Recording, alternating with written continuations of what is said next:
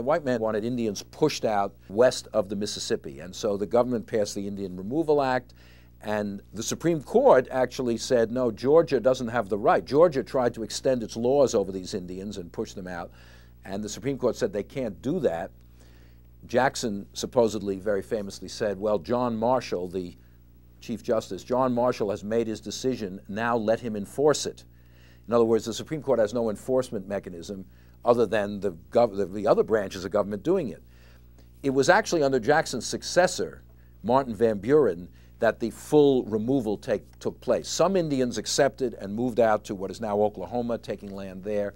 Some refused, and eventually in 1837, 38, the Army went in and just moved them out. This is so-called Trail of Tears, where thousands of people were uprooted from their homes and marched by the Army on this long trek out to the West, and many, many people died on the way. And today it would be called a crime against humanity, or maybe a better modern phrase is the ethnic cleansing of the United States.